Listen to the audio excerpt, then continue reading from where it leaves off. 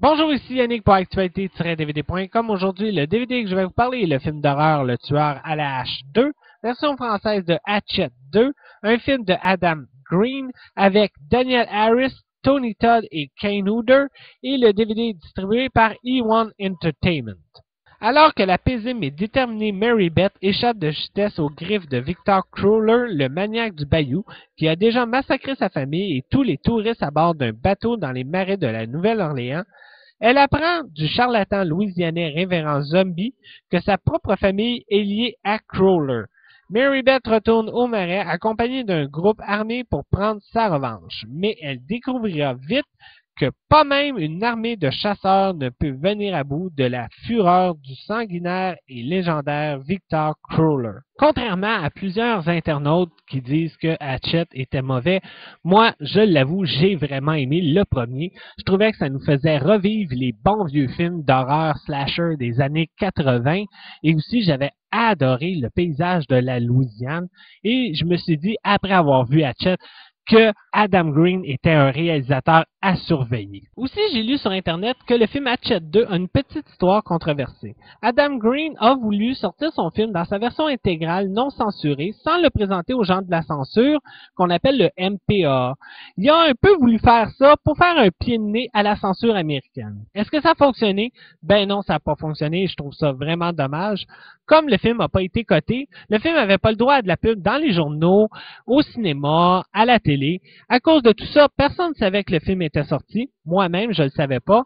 Le résultat que ça a donné, une semaine après, le film a été retiré des salles et ça a été un échec. Sauf que, à cause de tout ça, ben ça a piqué la curiosité des grands fans de films d'horreur comme moi. Et là, la grande question, est-ce que le film est bon? Bon, comme je disais au début, j'ai adoré le premier.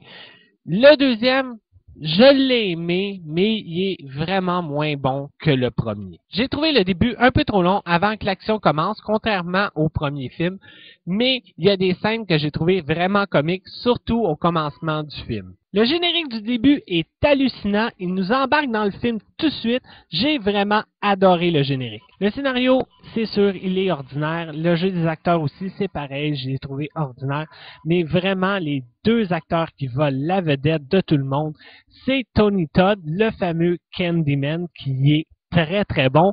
Et aussi Kane Hodder, le fameux Jason des Vendredi 13. Et là, il joue le rôle du tueur Victor Crowler. Et aussi, il joue le rôle du père du tueur dans le film.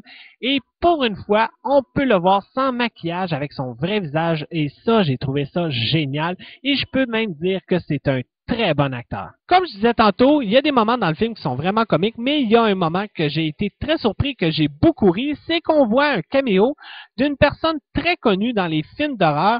Pour les fanatiques de films d'horreur comme moi, vous allez le reconnaître tout de suite, c'est le propriétaire de la compagnie de films d'horreur indépendants Trauma, Lloyd Kaufman, qu'on voit 3 minutes, mais quand on le voit, c'est comique. À part Lloyd Kaufman, il y a aussi beaucoup d'autres caméos qu'on peut apercevoir. Il y en a que j'ai pas reconnu, mais il y en a un que j'ai vraiment reconnu, c'est le grand réalisateur Tom Holland, celui qui a réalisé Vampire, vous avez dit Vampire, et Jeux d'enfants. Il joue un grand rôle, et même je dirais qu'il se débrouille pas si pire pour un acteur. Les effets spéciaux sont très très bien faits. Adam Green se débrouille très bien dans les effets spéciaux et les trucages comme dans tous ses films. Et c'est pour ça que j'aime ces films parce que tout est fait à la main et non au CGI et c'est ça que j'aime dans un film d'horreur. Là, c'est la première fois que je vais faire ça dans une critique. Attention, avertissement. Le film que vous allez peut-être visionner comporte beaucoup de scènes sanglantes avec beaucoup de sang. C'est extrêmement exagéré que c'en est comique et même que je dirais que c'est très dégueulasse. J'aime ça. Il y a une petite chose qui m'a un peu tapé ses nerfs, c'est la traduction en français que j'ai trouvé très très ordinaire. C'est pour ça que si vous comprenez l'anglais, je vous conseille absolument de le voir en anglais. Même si j'ai été un peu déçu à comparer au premier, je peux dire que j'ai aimé le film. Je me suis amusé. C'est un bon gros film d'horreur dégueulasse, exagéré, et en plus, c'est comique. Même que je dirais, enlever le jeu des acteurs, enlever l'histoire, le film est à voir seulement pour les effets spéciaux qui sont extraordinaire. Je le conseille absolument aux fanatiques de films d'horreur comme moi, aux collectionneurs, achetez-le, ça vaut la peine d'avoir ça dans sa collection. Pour les autres, vraiment, passez à côté, surtout ceux qui aiment pas voir du sang. Si vous avez vu et aimé le film, moi je vous suggère de voir les autres films d'Adam Green.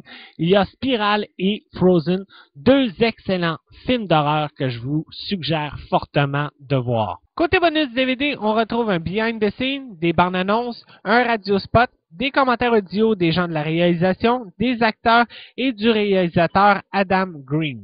Le film vient en anglais 5.1 Dolby Digital Surround et français 5.1 Dolby Digital et il y a des sous-titres seulement en anglais SDH. Pour le film, je donne 5 étoiles sur 10, mais je donne un gros 5.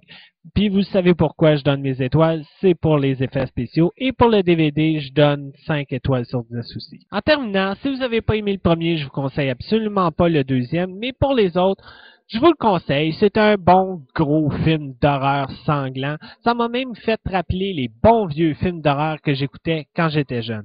Mais juste un petit conseil, mettez votre cerveau à off et installez-vous avec un bon gros sac de chips, mais pas au ketchup. C'était Yannick, bon visionnement.